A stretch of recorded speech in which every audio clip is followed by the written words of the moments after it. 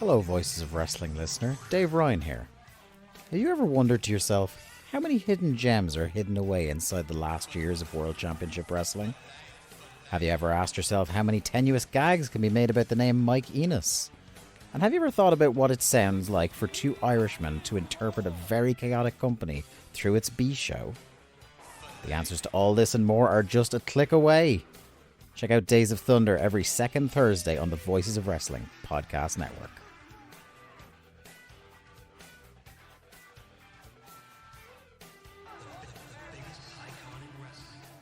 This podcast is a member of the Voices of Wrestling podcasting network.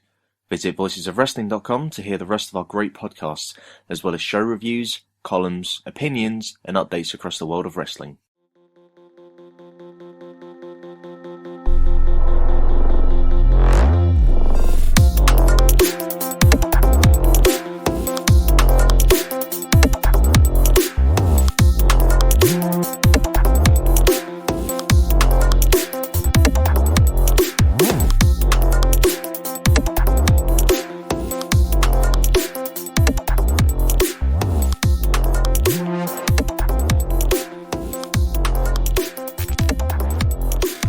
Welcome to Eurograps Express. I'm your host Neil David, and we are back once again to talk about all the exciting events on the British and European wrestling scene. I guess we've got to dedicate this whole episode to Uprising 2023. It feels like such a huge show, or should have been such a huge show, but it's been a very strange one, and one that I've been thinking about quite a lot. So we're going to dedicate the whole show to RevPro. We didn't talk about them at all on the last episode, in sort of preparation for that. But yeah, really interesting show, I think, to sort of sink our teeth into. And I realised as I was preparing this episode and taking notes and re-watching certain bits of the show, that this is going to be our Christmas episode. It's the 17th of December as I'm recording this. Christmas is in just over a week, and it feels absolutely nuts. I know that's a very British conversation to have, isn't it? Do you watch that? There's that Twitter feed, isn't there? That's Great British Problems, and it feels like something from them is that we all suddenly have Christmas sneak up on us and realise we've not done anything.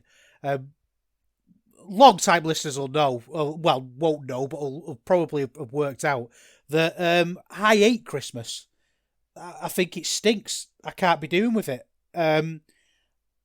What my favourite state of being, my favourite sort of mental headspace in the whole world is having nothing to do. And I feel that Christmas is just a week minimum of just having stuff to do. So on the build-up to this, it's been constant borderline rows with my wife. Do you know what I mean? Them things where you're not actually rowing, but it could, the spark could go off at any second, because she's asked me to tidy the dining room because I've got all my models and stuff out, and I've tidied sort of most of them away, and I've thought, well, it might be all right to leave. I've got some golf clubs. I'm going to take up golf in the new year. That's one of my New Year's resolutions. So I picked up some cheapo golf clubs, and I've just put them in the spare bedroom. But she didn't want them in the spare bedroom. She wanted them in the garage, but didn't tell me that, you see. So now there's this sort of almost row of that sort of passive aggressiveness in the build-up to it. I've spent a mortgage payment in the butchers, I think. Absolutely ridiculous amount of money. There's just 4 of us this year at our house, and I rung up the butchers, and I like a lot of leftovers for me after Christmas dinner. I like doing the ridiculous generic curry with all the leftover meat. I like the butties and all that business that comes after it. I like the leftovers more than I like the actual Christmas dinner. So I knew there was 4 of us coming. So when the butcher was taking my order, I told a little white lie and said there's 6 of us there, because I thought I want a decent amount of leftovers. And then the butcher asked me, okay, you got 6 people, but do you want lots of leftovers? And like an absolute idiot, I said yes. So now I've got an absolute immense amount of meat coming my way. I've got a big turkey, a big piece of ham, a big gammon. I think. Which way round is it? I think this is something that I learnt this year that is absolutely of no interest to anyone but me. But I know Americans just call it a ham. But I think in the UK it's a gammon when it's raw and a ham when it's cooked. I've just gone full Alan Partridge, Anna, so I'll move on. So I've got this, I've spent, like I say, a mortgage payment worth of food, and then it's just going to be a week of having to go places. And it's not that I don't want to see my family, I don't want to see my wife's family, of course I do, I think they're all great, I want to hang around with all those people. But it's just something about my personality. It's knowing that on Tuesday I've got to drive to Merseyside, because that's my wife's family are from the Wirral, so I've got to drive to the Wirral. I don't know why it hangs over me. And like Christmas Day for someone like me is an absolute logistical nightmare, because I'm one of those people that arrives at airports 3 hours early. I've been turned away from airport check-in desks multiple times for being too early. And if I know something has to be on the table for 1 o'clock, I get really panicky about times and when things are going in the oven, because my wife can't cook. Like, honestly, absolutely abysmal cook. It's borderline embarrassing for her how bad she is, and that's I love cooking, so it works quite well, I suppose. And I'm rubbish at keeping things tidy, and I'm rubbish at making the house look nice. You know, like she's good with like decorating. You know, she can paint amazingly. She can wallpaper brilliantly and all that business. But I can't do. You know, I like sort of little jobs I can't do. But the cooking, I just atrocious. So it means it's all down to me, and I've just got to sit or stand more like in a kitchen for 4 hours on Christmas Day, absolutely stressing out that the meal's not going to be ready for 1 o'clock. And for some reason, there's something about my personality that can't just accept that the meal might not be ready until 1:15. And that's absolutely okay, and nobody cares. And if Grandma wants to kick off and moan that the meal isn't ready for 1 o'clock, then we just need to let her kick off and moan. I don't know what it is. There's just something about my personality that gets really stressed out and anxious. So for that reason, I'm not doing a Christmas special, because I hate Christmas and I'm not recognising it in any other way than dedicating the first 5 minutes of my podcast to it. And if we want to talk about what's happened this year and do a bit of year in review, the promotion of the year was RevPro, the wrestler of the year was Will Ospreay, the match of the year was Ishii against Luke Jacobs, the most improved was Conor Mills, and that's pretty much it. I don't think a tag team has impressed me enough to be called the tag team of the year. Maybe Greedy Souls, but they had it was a bit up and down, wasn't it? It was a bit up and down. Has there been a tag team of the year in European wrestling this year? I don't know. I suppose you could say Sunshine Machine, but it's one of those where I struggle to think of the great match. You know, what's the great Sunshine Machine match? Oh, I don't know. I'd have to have a think. Well, you let me know. Get in the Voices of Wrestling Discord. There's a Eurograps Express room. Tell me who you think the British or European Tag Team of the Year was, because I can't think of one. Okay, so as I say, we're going to dedicate this episode entirely to RevPro, entirely to Uprising. But before we do that, as like I say, we're coming to the end of another year. I am due another podcast on New Year's Day, so it might be a little bit after that, to be honest, that I put one up. But I just wanted to say, as always, thank you for listening. The numbers are getting bigger and bigger. As time goes on, God knows why. The shows are getting worse, aren't they? It's just becoming almost like a document of my breakdown over the years. You know, it's just. But I really enjoy doing these, and honestly, if 4 people listened, I'd still do it. But I get a bit more than that, and I really appreciate it, and I'm really thankful for people who do listen and do interact, and I'm hoping to carry on into 2024 and get bigger and better. Well, not even bigger. I'm not bothered. I'm not even. Do you know what? Frankly, not even better. I'm hoping to. This is the thing, about New Year's again. New Year's resolutions. I don't do New Year's resolutions. I hope to plod on in pretty much the same way that I always just kind of plod on. I don't want to get any promotions at work. I don't particularly want to be a better person. I just want to kind of get on with things and potter around my house, which I think is a lesson that I think a few people could learn. I'm sort of learning that, from Lord of the Rings. I know that sounds really stupid. I'm reading Lord of the Rings again, and I've not read it in 20 years, and I've always had this opinion about it that it wasn't very good and it was overrated. And I thought, well, I'll go back and read it. And I've realised that the most important thing I've got out of it is that the reason why the hobbits were the good guys, everybody else is kind of a bad guy in it. The dwarves are selfish and greedy. The elves are aloof and they abandon things. They're abandoning Middle-earth and running away, leaving everyone to the problems. Wizards are kind of sneery, look down on people, all that business. Hobbits are the goodies, and they can't be corrupted by Sauron because they're so good. Because what do, hobbits? They sit around and they eat cheese. They eat beer, they drink beer and talk about old times and get into things like genealogy just because it interests them and that sort of thing. And that's what makes goodness, in my opinion, and that's what we're going to do going forward on this podcast. We're going to be a little bit more Hobbit. So, with that being said, we're going to talk about Uprising 2023.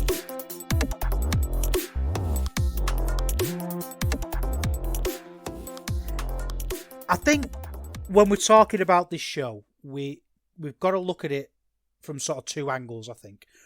Obviously, on the one hand, we've got to review the show itself and on its own merits and the matches and the stories, and we will do that. But also, we've got to have a think about RevPro as a promotion. It felt like a huge year for RevPro with that 11th anniversary show. And that show at the Copper Box was such a privilege to be at live and to see and to be part of. And I don't say things like that lightly. I'm not a, this isn't RevPro Mecca. We're very critical of the company when it needs it. And we're big fans, I think, on this podcast. And certainly I am. And being at that 11th anniversary show felt like a beginning, didn't it? I think that was what was so important about it. That, yeah, it was a great show with a number of great matches on it. I really enjoyed the atmosphere and being there and the fact it felt like a huge event. And, okay, there was a bit of piggybacking on AEW, and I understand that. But it felt like, that was the show of the weekend, wasn't it? If you're looking at all the wrestling shows that happened that weekend, really, you're only comparing it to Wembley, aren't you? But it was better than that on every conceivable level, in my opinion. The wrestling was better, the stories were better, it was more entertaining, it was a nicer place to be, a nicer environment for a wrestling fan, all that business. And it felt like we were building up a bit of momentum. And again, typical RevPro, they've been doing it all year long. Building up this momentum of being what Joe Lanza said, the best indie in the world. And I don't really think on those terms. I never, it just doesn't come to me to think like that, as this is the best of this and this is the best of that. But he's right, I think. I can't think of an indie wrestling promotion anywhere in the world that's better than RevPro at the minute. And it seems like sometimes RevPro have got to RevPro. And every now and then, it'll feel like things are going really well, but then it'll kind of feel like the wheels are coming off a little bit. And I'm not doing this as a doom and gloom thing. I'm certainly not proclaiming the end of Revolution Pro Wrestling, because that would be absolutely ridiculous. And they're still, after Uprising, the best promotion in the world, in my opinion. The best indie promotion, certainly. They're still the promotion that I feel the most passionate about. That being said, I think this show is announcing a bit of a crisis of conscience for RevPro. And I think they've been through this before. I'll try and dig it out and I'll put it in the Discord, but I wrote an article years and years ago now called Bowling Alone Is RevPro OK? And I really like it. I think back to it as being some of my best wrestling writing. I don't write very much anymore, but I used to just be a writer. I never wanted to be a podcaster or have my own show or anything like that. I only ever wanted to write about wrestling and be a good wrestling critic in that medium. And basically, it was after that stage of RevPro where it was Zack Sabre Jr., Pac was back on the Indies, Will Ospreay was involved with those three, and they were having matches, and they were having lots of fake finishes, really badly telegraphed timeout draws. Like, they were doing things like suddenly announcing match timings during matches on a show, and then lo and behold, the main event ended in a timeout draw. And the reason why I asked the question, are they okay, is because I was starting to wonder if they understood what the RevPro fan wants. And I feel like I can speak for the RevPro fan in only in the sense that I am one as well. Like, I'm not saying that you should feel this way or this way is objectively correct. It's just me as somebody who RevPro is kind of aimed at. They seem to go through stages where they do things that I'm not going to like. And I understand wrestling can be a broad church, so to speak. And, they could, one promotion can meet lots of different needs and entertain lots of different people. But there's an element sometimes to RevPro where I think, why are you doing that? Do you know things like, we mentioned Greedy Souls earlier on and a bit of their run this year that I didn't like. And it was when they were doing things like screwy finishes, cheating finishes. Belt shots is the famous one. We've had that a lot this year where I've screamed belt shot at the top of my lungs, which they seem to be actually saying a lot on RevPro commentary now. It seems to be a thing. They use the phrase belt shot, which I thought I said. So I don't know if they've been listening and they're trying to wind me up by doing more of them or what. I don't know. But the point I'm making is they're doing things that the wrestling fan isn't going to like. And I've been thinking about this quite a lot recently. It came from the Tony Khan, put your money where your mouth is comment. And you see this a lot online, don't you, about how there's often a bit of a weird balance about being a wrestling fan, that you're expected to give a monkeys about business. And you're expected to think about what casual wrestling fans want and what people who don't even follow wrestling or like wrestling want, or somehow to have some interest in promoting your company that you enjoy to people who don't like that company. And it's bizarre, isn't it? And don't get me wrong, wrestling business stuff is interesting, and we're going to talk about some wrestling business stuff on this show. But it's perfectly valid to look at RevPro and through the eyes of someone who wants professional wrestling and to question whether or not that's what we're getting. And I think this show has asked a lot more questions than it's answered. Just when we thought we had the answers, he seems to have changed the questions. So let's talk about business then. Now, I don't know the ins and outs of this, but traditionally, for the RevPro show, the big RevPro shows happen in York Hall. And that's kind of their home. It feels like they've built over the years this idea of, we're going to have an epic encounter at York Hall. And I really like that idea. And I know they do a show called Epic Encounter, but it's something that's in kind of the RevPro vernacular. And the idea that they build these feuds brilliantly, and it's right, this is going to be an epic encounter, and we're going to have it at our big venue, York Hall. It feels something that RevPro have in the back pocket. And Andy Quilden is really good on commentary of not overusing that, of just dropping it in when it's appropriate. And he mentioned it they did a brilliant video in sort of catching everybody up on the stories of this show. And in it, they talked about how Ishii and Jacobs are going to have an epic encounter. And when he uses that verbiage, it seems more important. And I think when you think of things like that and the mise en scène, the surroundings of things, one of the big things for RevPro was having those matches at York Hall. It felt like their venue. And they've moved now to Crystal Palace. And I don't know if they have moved to Crystal Palace. I don't know if that's like a permanent thing or it's just someone they're using for now. But there's lots of rumours going around. Somebody put in I think it was the Grapple Discord, and there's these bits on like RevPro fan groups where people are being told that they're going to go back to Crystal Palace. And I don't know where that leaves us with York Hall. And this is all very much rumour and conjecture. You know, I don't know anything here. But for me, moving to Crystal Palace for this show over York Hall was a bit of a mistake. It didn't seem to sell very well.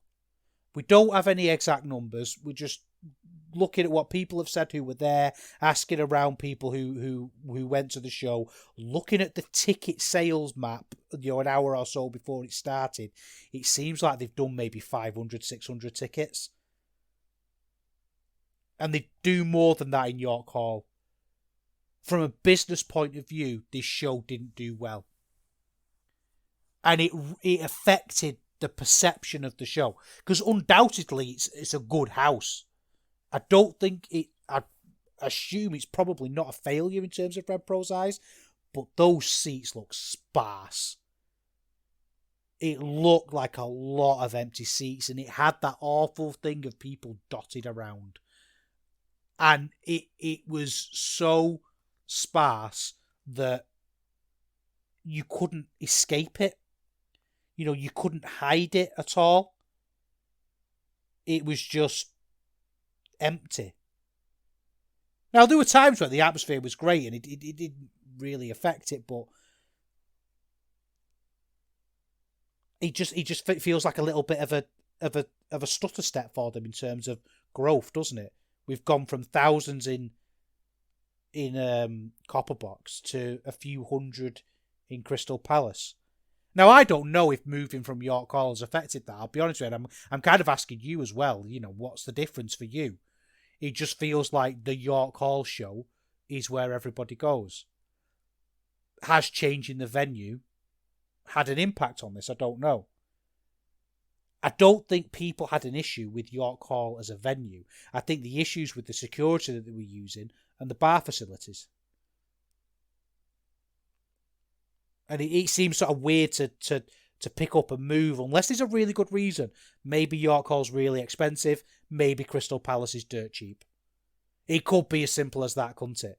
But it seems like something has stopped people going with them. Is it time of year? Because it wasn't card and it wasn't build. Because the card of this show on paper, we talked about this last episode, looked brilliant, didn't it? Really, really excited for this show. So let's talk about the actual show itself then. Let's get into it. Let's get into it. So, first of all, I thought, as always with RevPro, the presentation was bad. But the presentation was bad in a really annoying way. And I wondered if it's got something to do with the way they've approached it. Because I watched this live, and actually, like, technically, well, we'll talk about maybe something technically in a minute, but there was no stutter steps. It was all in perfect HD. The audio was as good as it ever is. That kind of thing. Wasn't good, obviously, but it was as good as it ever is. It was just little things like it didn't feel like a broadcast. It felt like a live stream. And I know that probably sounds like a really minor distinction to make, but just think about those differences, those different kind of associations. If I say broadcast, what do you get in your mind? If I say live stream, what do you get in your mind? This started off with them playing that great VT, getting everyone caught up with the stories, yet they'd not turned the microphone off in the venue, so we were getting background venue noise. It was like an over-sensory pain. You're hearing them testing the microphones and things like that before they came on. Little bits of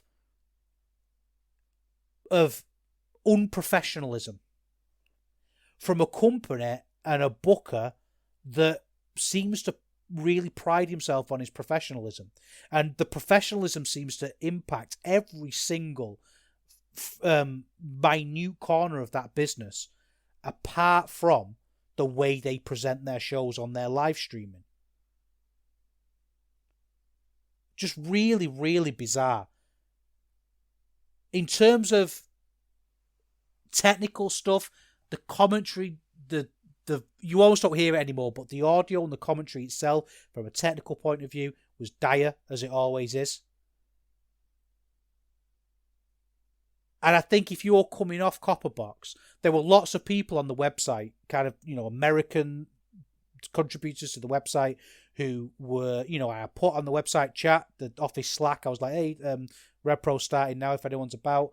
And there was a bunch of people who said, oh, I forgot, I kept, I subscribed for the Copperbox show, and I forgot, yeah, I'll check it out. And I know they've seen the Copperbox show, but you think, well, you're asking them to stick around, and you're still not sorting things out like audio levels. Like, have you not tested this? Have you not done a sound check? Really, really bizarre, I think, in a lot of ways. I really don't understand it, to be completely honest with you. Anyway, let's talk about a match. The matches, I should say. This opened with Zack Sabre Jr. against JJ Gale. And I am a huge JJ Gale fan. I've been quite vocal about that. And when you look at the great talent, young talent that RevPro have, your Leon Slaters, your Cameron Kais, people like that, I think there's a lot of stars coming up. And I think that's what makes RevPro so great, is that the young wrestlers are on a completely different level to young wrestlers elsewhere. And my little sleeper pick has always been JJ Gale. It seems like Leon Slater's going to be the star of the group, and rightly so. But I think, and Cameron Kai's going to be a star as well. I'm not trying to take anything away from anyone else, but there's just something about JJ Gale that is incredibly exciting. The problem is, I felt like this match was being built as his arrival. This was going to be the match where he really did something special. And I thought this match was really good. The problem with it was booking. And that's what we're going to see a lot in this show, is that a lot of the issues I have aren't necessarily with the in-ring action, because this was okay, this match. It was good, even, high 3 stars, something like that. There was nothing really wrong with any of it. The problem I had with it is that it's the culmination of a big, big story. And this match being the finale ended it on a bit of a damp note, a bit of a disappointment, really. The story was at the Rumble back in March, whenever it was, JJ Gale eliminated Zack Sabre Jr. And JJ Gale was up and coming. He was getting more reps in, starting to get some wins, doing some really exciting stuff. And then he gets this big moment where he eliminates the ethereal Zack Sabre Jr. from the Rumble. Zack Sabre Jr. is apoplectic, absolutely fuming. JJ Gale makes a challenge. He says, I want a match with you now. I've shown I can beat you in a Rumble. I want to beat you in an actual contest. Zack Sabre Jr. says no. He's got to get through Kosei Fujita first, which he does. And then it's on to Zack Sabre Jr. now. The problem is, they've made this the opening match. And they've made it, what was it, this match? 11 minutes. And the match was perfectly fine. There was lots of bits that I absolutely loved about it. It had that arrogant Zack Sabre Jr. just tying a lesser experienced wrestler up in knots. Brilliant chokes from Zack Sabre Jr. Brutal stuff. Never ever get tired of Zack Sabre Jr. catching people into arm bars. That's my jam. That's my marmalade. That's my absolute passion, is watching catch wrestling, Wigan-inspired wrestling on a grand stage. There was a bit in this where I can't believe JJ Gale didn't kill himself. He sort of missed a dive and slid on his neck across the ring. Both wrestlers were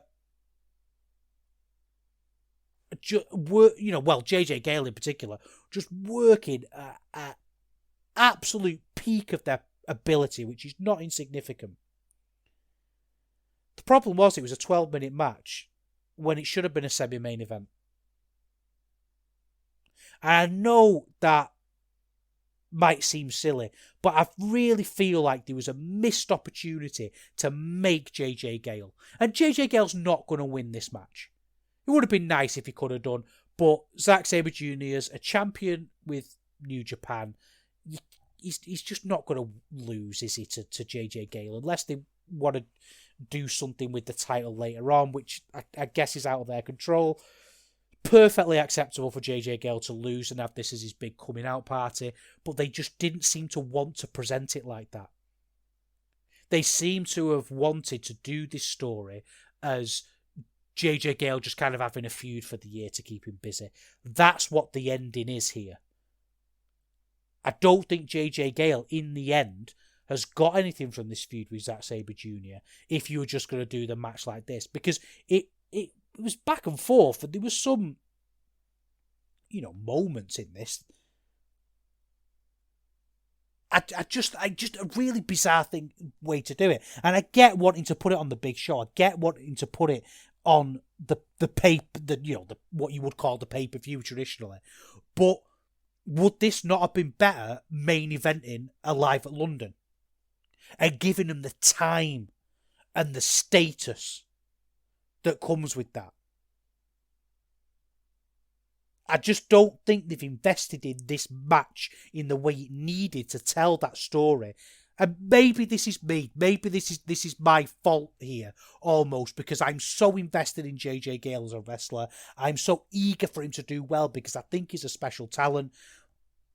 Maybe Andy doesn't see it like that. Maybe this is just something for Zack Sabre Jr. to do when he's on the card, and it's something to keep JJ Gale developing. Maybe he doesn't think of JJ Gale in the same way that I do as a special talent.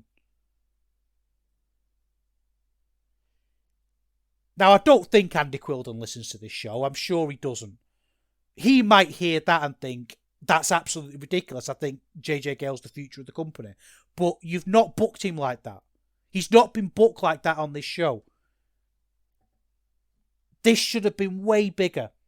Maybe it's not a case of booking. Maybe we were wrong about JJ Gale and he isn't going to be this big star. But we certainly don't know that from this match. Again, nothing wrong with the match itself. Talking of things being wrong with matches, next up we've got Robbie X against Spike Trivet. Now I've put in my notes here as I flip through them like Dave Meltzer. I've put do a Trivet rant at the top of the note. And I don't want to do a Trivet rant. I want you to explain Spike Trivet to me. What does Spike Trivet offer RevPro? I understand, believe it or not, what Spike Trivet offers Progress. I know that sounds condescending, and in a way I mean it to be condescending. I mean to look down on it. But on the other hand, I don't. Like I think that that's what they do over there in that company. They do Spike Trivet stuff.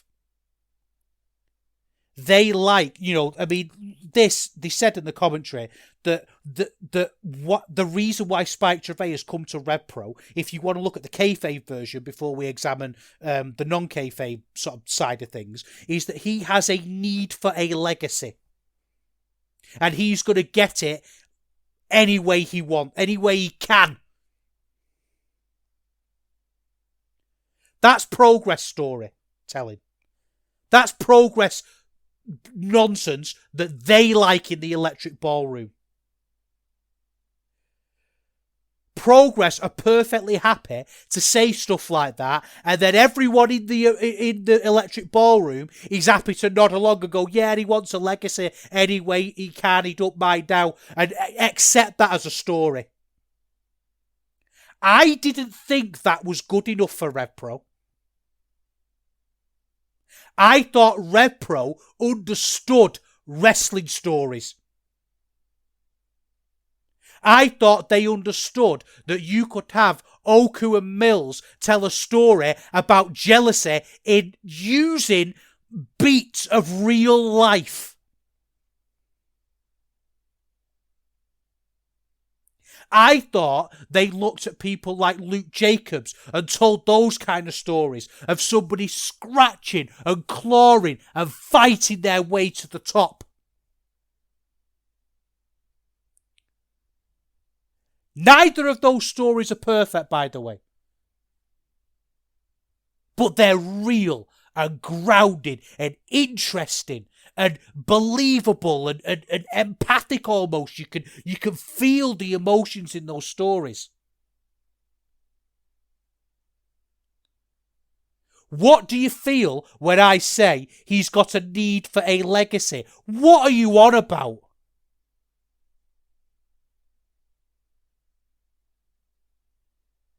This isn't wrestling. Spike Trivet doesn't wrestle. He's not a wrestler. He's a sports entertainer. And you know what? That's absolutely fine. My wife is downstairs right now watching The Crown on Netflix. It's not for me. So I ain't watching it. Spike Trivet in progress doing his awful routine is not for me. I'm sure he's a lovely man. People seem to like him. I'm sure he's great. I'm sure if I met him in a pub, I'd after speaking a different accent so he didn't recognise it was me in case he battered me, but B, I'm sure we get along. It just happens that his brand of wrestling, I think, is awful. Why are they bringing it to RevPro? Andy Quilden, why have you brought this to RevPro? Do you know what I said at the start of this isn't why people watch RevPro? Well, this is it, isn't it? This moment is why, I can't even speak. It's the epitome of what RevPro is not.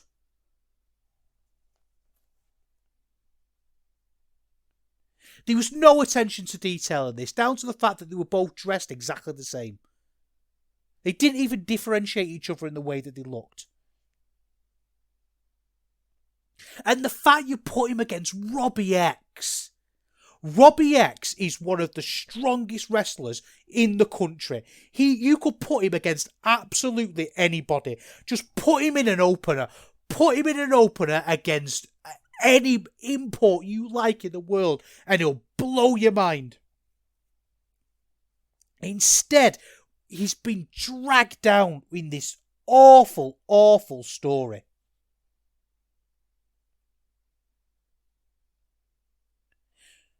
I just didn't understand this. It was presented like a hardcore match, but it was weak. Not all of them, but the vast majority of chair shots were weak. And I know that's a weird criticism, because I've never laced up a pair of boots. I've never taken a chair shot. Absolutely no intention of taking a chair shot. I've got spina bifida. It would end my life. My vertebrae is hanging on by a thread as it is. So maybe I'm a little bit of a fraud. But at the same time, I'm not getting in a ring and telling people I'm doing hardcore matches with chairs and all that business. If you're going to do it, do it. I just don't understand. This was cooperative to an unbelievable point. There was a bit when Robbie X moved chairs so we could land into them in the way he intended for the spot. It was uncanny valley hardcore wrestling. It had all the trappings of hardcore wrestling, but something was off. There was a bit with a claw hammer. He kept getting this claw hammer out, and we were supposed to be shocked because he just put it inside Robbie X's mouth. Nobody reacted to this.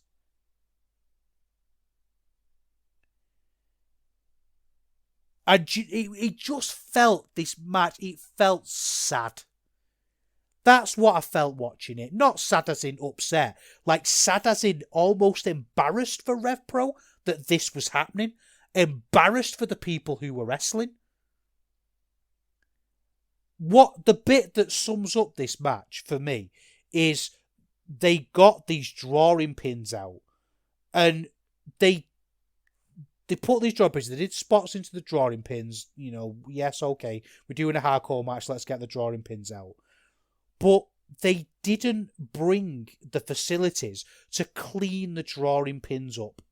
And we just had to watch people with tiny brooms sweeping up, desperately sweeping up drawing pins while Francesca was on the outside trying to fill time. Utterly bizarre scenes.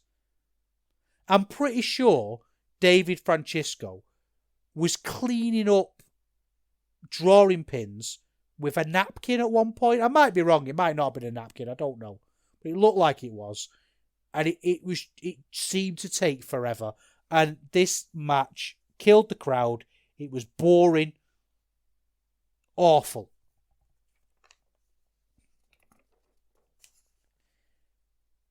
Next up, we had Leon Slater against Connor Mills, and I love Connor Mills. I said, in all seriousness, I don't know if RevPro are going to sniff. Well, I do know they're not going to sniff the Observer End of Year Awards because they never do. But if there's one wrestler that I think you could genuinely make a case for, it's Connor Mills being most improved. He's always been okay. He's always been someone worth having around. But there's just something about this junior title run, or what do they call it, cruiserweight title, that has really elevated him for me. And I think he's absolutely brilliant. I love the gimmick. His gimmick is that he's a guy with a chip on his shoulder. He's a guy who's annoyed about stuff.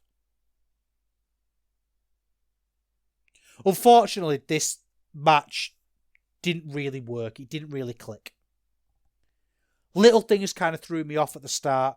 Like Leon Slater ran towards Connor Mills before the bell. Now, obviously, wrestlers start matches before bells all the time. That's fine. But they were like waiting for the bell, and then he just ran off anyway. And the bell hit. It was bizarre. And it was a bit of a clunky start. It never seemed to kind of build any momentum. There was no energy to it, almost. I mean, it was perfectly good wrestling when it got going, but there was things like Leon Slater was playing to the crowd a little bit too much, and I got it because I think the crowd were just dead at this point.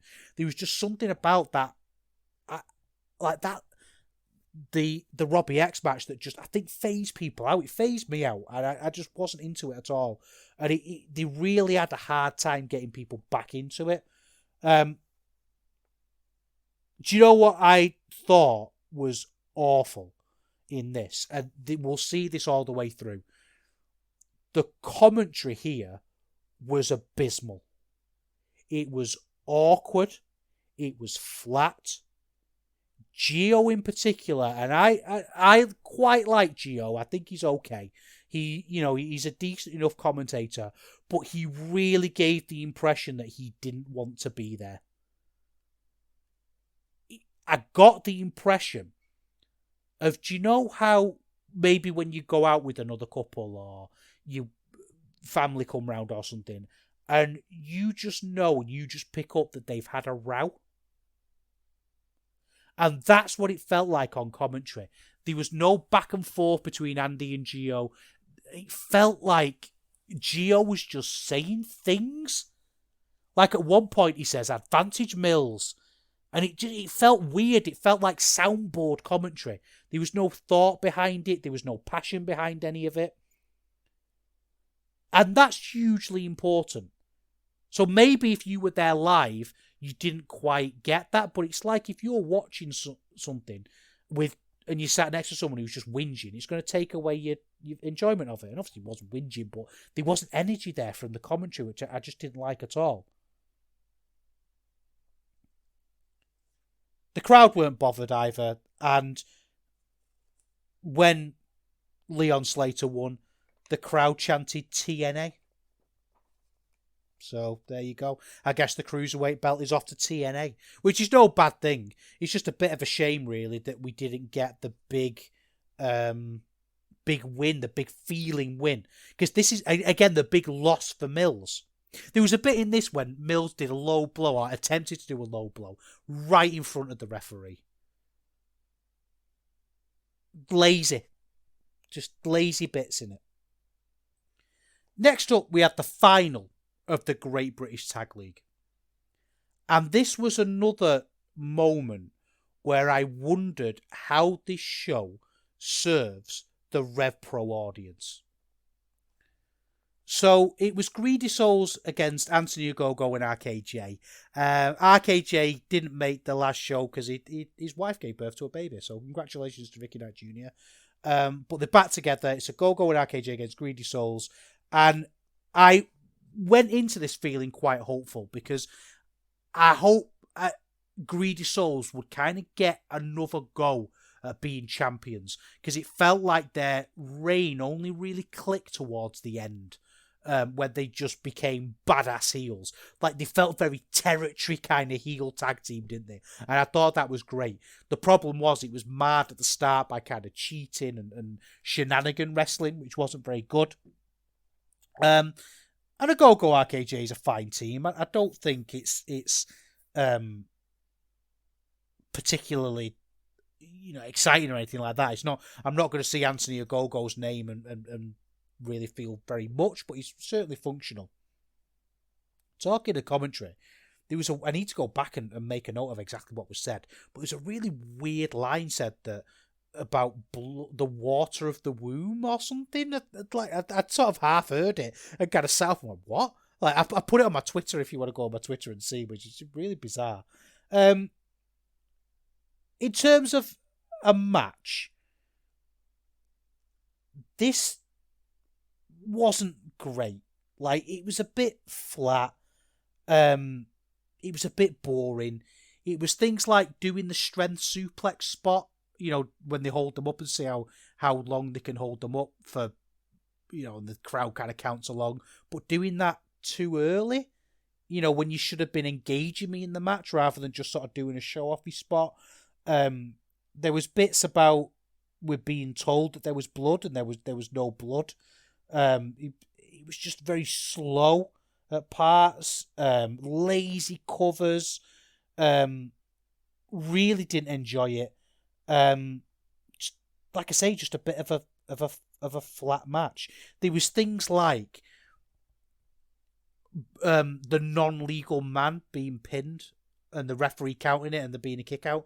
It's those little things that really matter. Kayfabe we've talked about before being a two-way street, and you have to be able to invest as a wrestling fan, as a RevPro fan, thinking I'm watching RevPro to see wrestling. They're the kind of things that matter to me and you, and they're the kind of things that are being ignored. But sometimes there are going to be matches that just don't land, and that's fine, and we can be disappointed in it. I think everybody worked hard. The bit where I flipped my lid, though, was when... How long was this match? Let me get back on Cage Match. This match was 14 minutes and 30 seconds. Anthony Ogogo waited 14 minutes and 30 seconds to turn on his partner. there was this story of RKJ having to be taken to the back, and I don't know if that was shoot or not, or work, and that might have been part of it, to be honest with you. If that was shoot and he was worried of a concussion, they took him to the back, and Anthony Ogogo had to do the thing where he fought on his own, then that explains away why the match wasn't very good, and that's completely acceptable, and no one in their right mind could criticise it. You just have to say that is what it is. But Ogogo turning on him at the end and walking away and leaving him to get beat. Andy, this is a tournament final. You've set up a tournament called the Great British Tag League, and you've ended it like that.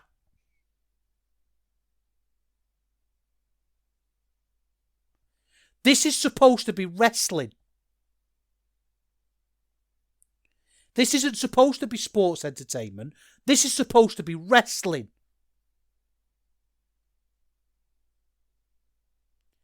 Why would you do that? What a waste of my time to make me sit through 14 and a half minutes, to make me sit through an entire tournament, which, if we're honest, hasn't had many standout matches, to reward my time and investment with that finish? What wrestling fan is that aimed at? Who is that aimed at? Because it's not aimed at me, and I don't think it's aimed at listeners to this podcast, and I don't think it's aimed at people who go to Crystal Palace to watch RevPro. I really don't. I really don't think it's aimed at them at all.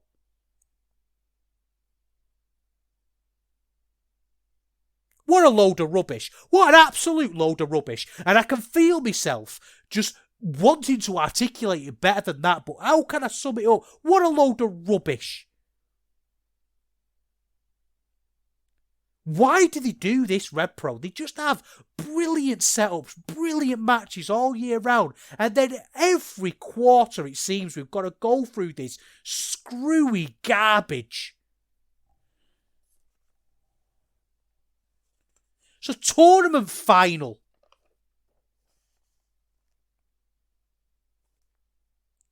Now, if anything could rescue this show, it's Jacob versus Ishii 2.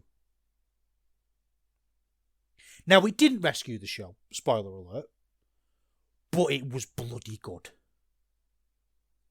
It wasn't as good as the first one, but I think a lot of that was down to setting.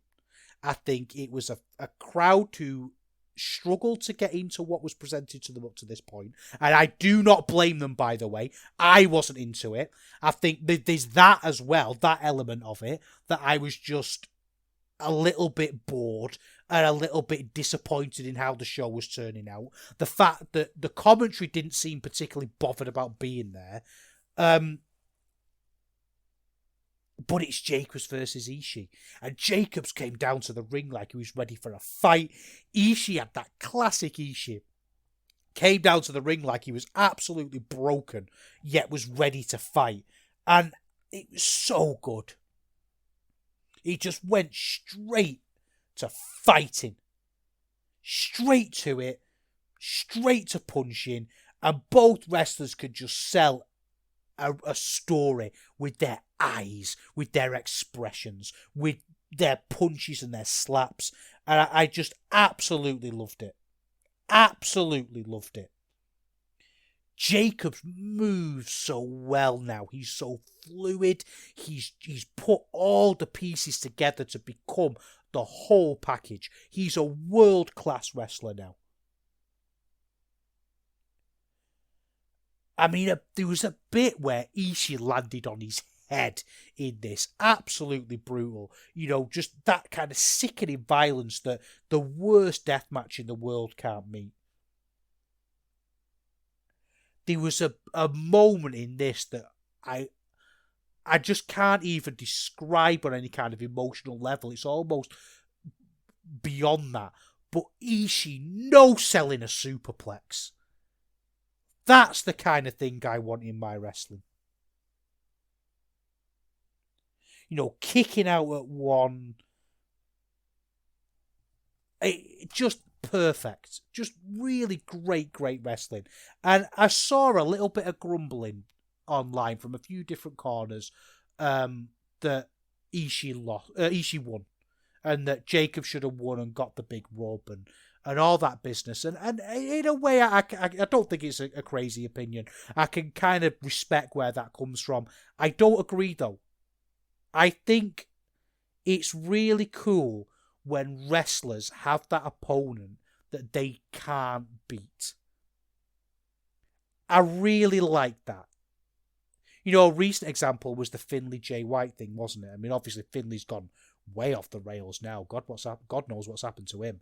But that idea that there's just somebody who they just can't get past no matter how good they get. And when they do finally win, it's unbelievable. And I think that's really cool that if they do this with Ishii, and maybe there is a plan later on down the road that he will get his win against Ishii and the roof will go off. Maybe number 3, because they had this promo at the end where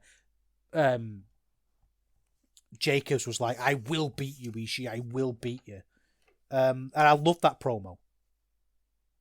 He said this will be a trilogy, and I hope it's not soon.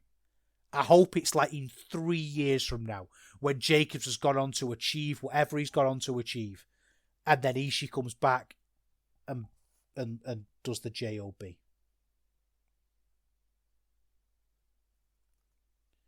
Next up, we had Danny Luna against Alex Windsor.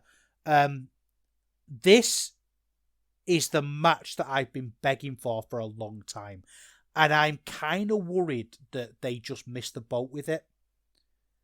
I don't know why we had to have all 3 ways and all messing around to get to this point. Because essentially the story is that Windsor was off with injury and that space was given to Luna for her to take advantage. Not take advantage, but I suppose take advantage not in a negative way. And sort of become champion and all that business. And it just seems like they've been all round the houses with this. And there was lots and lots of bits that I liked about this match. Like they wrestled outside. They looked like they were trying so hard. The problem was there was just a couple of weird botches. They found it really hard to get the crowd on side, I think.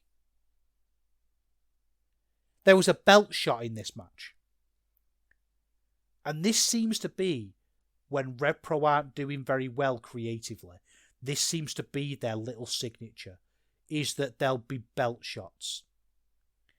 And what I'm worried about is because the belt shot wasn't really a big deal, that what they think is that if they play it down and put it as part of the story, it'll still fit in with that kind of wrestling mise-en-scène, that kind of wrestling cultural capital, that we're doing the belt shot, but it's just a minor little thing.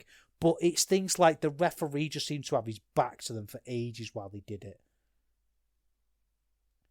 The problem is, really, with this match, it was just a bit slow.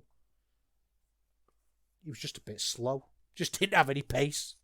I just couldn't really get into it. I just think, with the belt shot, don't play it down. Just don't do it.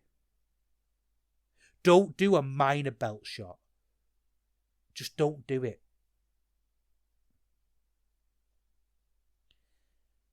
Next up, we had Trent Seven against Volador Jr. And by this point, I'm tired. And the last thing I want to see is TNA's own Trent Seven do this weird luchador routine. I know this next opinion might make me sound like a snob. It might make me sound like a gatekeeper. It might make me sound like a bit of an idiot. I don't think anybody who loves wrestling the way we love wrestling, would do this fake luchador thing that Trent Seven's been doing. It's weird, isn't it? You've flown, I assume, Volador Jr. in. I don't think he's visiting England on holiday. I think he's been flown in. And yet, I'm watching him do this really boring stuff with Trent Seven.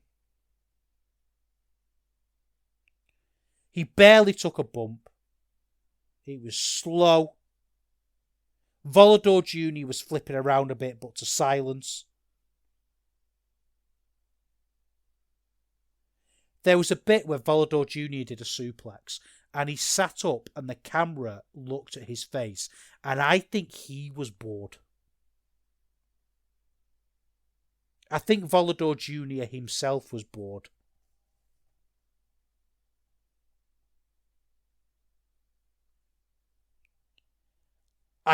It was slow, it was dull. Nobody wanted this. Nobody asked for it, yet we got it anyway.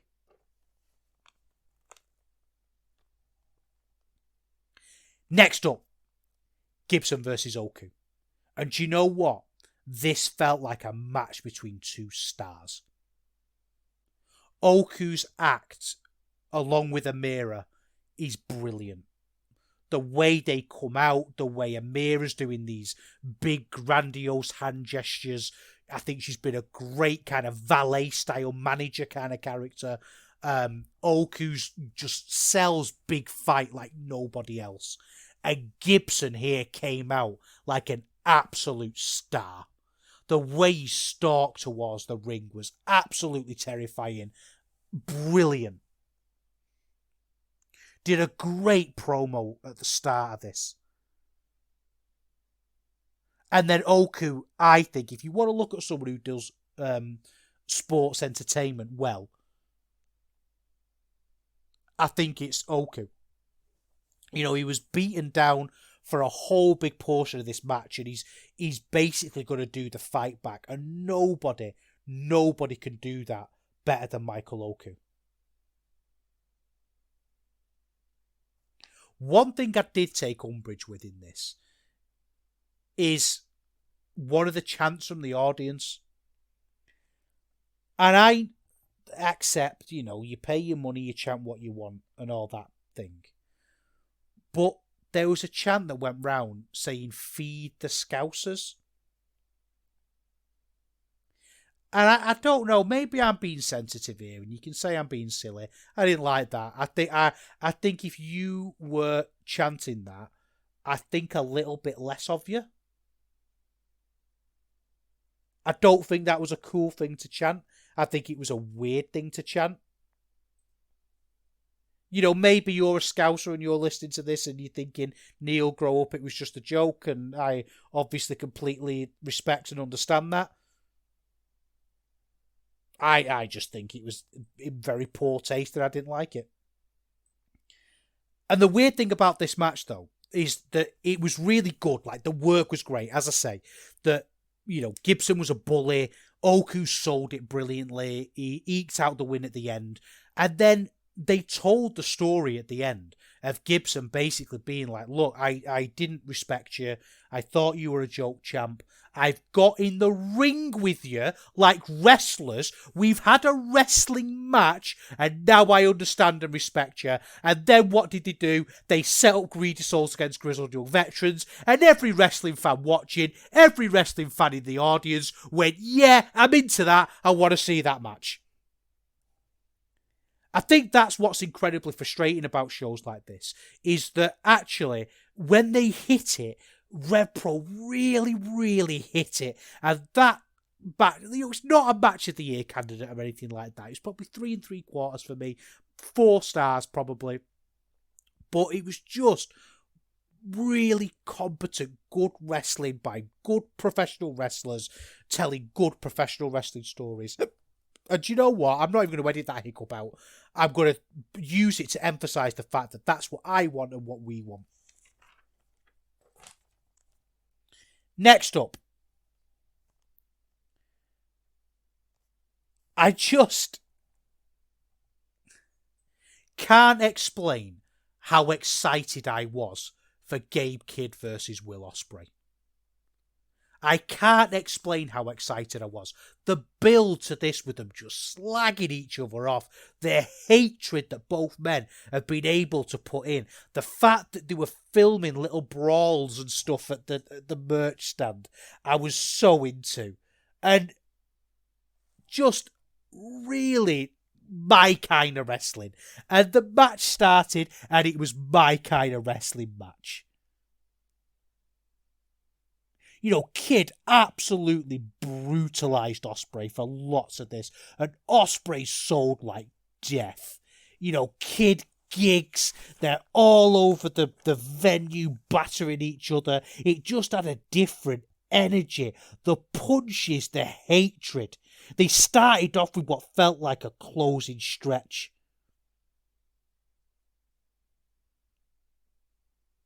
It was just violence on another level. Pile drivers on aprons.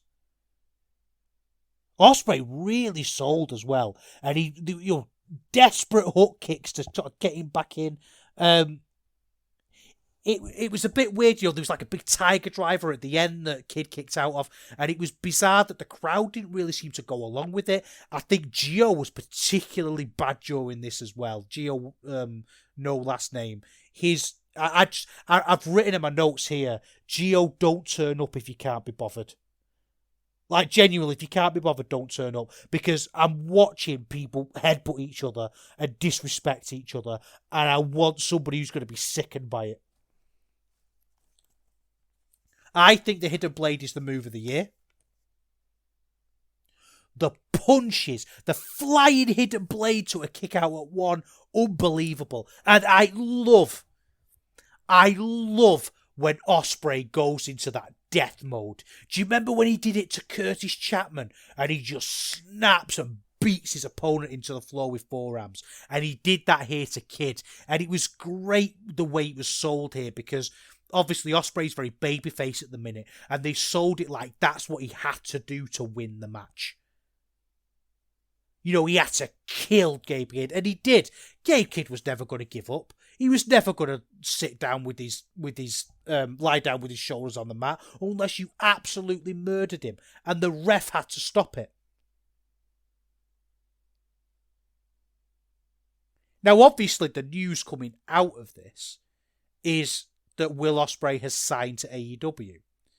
And there's been a little bit of conversation about where that leaves Will Ospreay. Because they can still do indies if you've got an AEW contract, or some of them seem to be able to. Or, you know, you can go to New Japan, I guess, or why not RevPro? I don't know. But he said that on February the 18th, it's going to be his last RevPro show. And it's going to be against Michael Oku.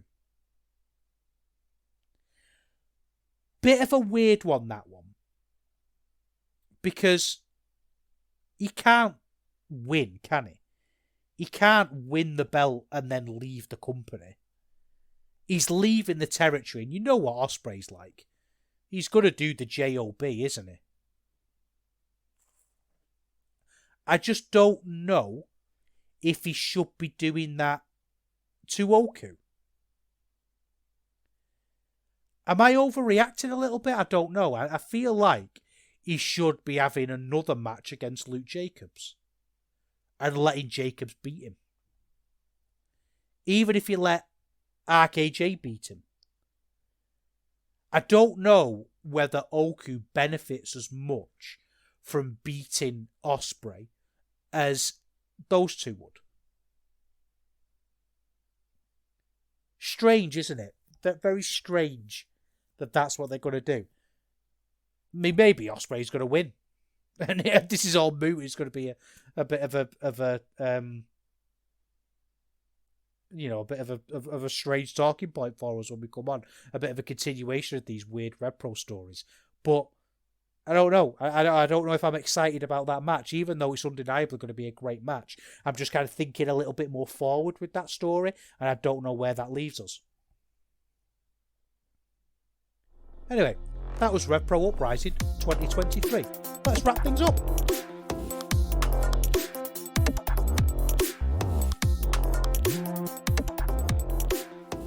Very, very, very mixed bag, this show. I've not come away from it feeling particularly excited. And it's strange because when the highs were high, it was great. It's weird, isn't it? You've got Ishii Jacobs, Kid Osprey, and Oku Gibson that I really liked. I think it's kind of a shame that nothing went above 4.25. But the lows, oh my word, the lows were low. And I think a lot of the problem with it, I suppose, is that it speaks to bigger problems. It speaks to, like I say, a bit of a misunderstanding of the audience and what they want. Well, anyway, it's Christmas, so we'll stop whinging. I tell you what, I said I wasn't going to do a Christmas special, and bloody hell, I've spent the last hour and 15 minutes whinging. Absolute pathetic whinging about wrestling. It doesn't matter, does it? You know, it's a time for peace for all men, and I wish you all a Merry Christmas. I hope more than anything that what you get is a bit of time off. You get a bit of time to relax, a bit of time to chill, not worry about things. It's been a funny old year for me. You know, like I say, I've always had this podcast. I've always had this to rely on and fall back on to make me feel better. And I know I might sound like a whinging, grumpy northerner when I'm doing these shows, but actually I'm happiest when I'm thinking about wrestling. And I want to say a huge thank you to you for giving me the audience and the opportunity to think about wrestling out loud and to put my thoughts together. And I've not said it for a while, but I hope this show can lead to something a bit more Socratic for me, that you improve your criticality through conversation and talking and thinking about things. And it's a bit weird saying that, because when I do a podcast on my own, to say that I want to have conversation about it, but I really do. And I value the conversations that come out of this podcast, the people who message me and chat about things. So please get in the Discord if you want to get involved. And I pride myself on having the friendliest room. So there's not much left for me to do other than sign off and again, like I say, I hope you have a good rest. I'm going to have a wander up to the local artisan Ponzi store near me in the next couple of days and buy my Christmas cheese board. So I'll make sure I post a picture of that. I'll leave you with the cheese board Christmas tip. Keep your crackers as simple as you can. The main star of the show should be the cheese and the chutneys and the pickles and the stuff that you've assembled. The crackers are the delivery system. Ritz is perfectly acceptable on even the fanciest cheese board, in my opinion. Anyway, Merry Christmas, Happy New Year, and I'll see you in 2024.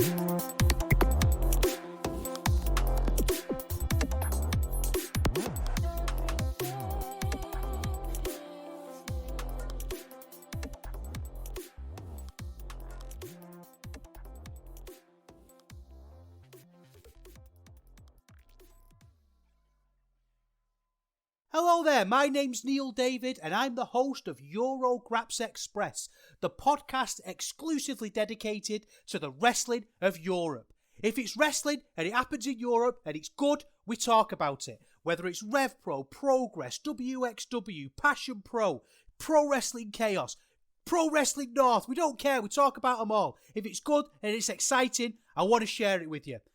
We're on the Voices of Wrestling Podcasting Network. Check us out on the feed. Check us out on Twitter at EuroGrapsEXP. And join us for chat about European wrestling and a little bit of chat about cheese. Hopefully see you there.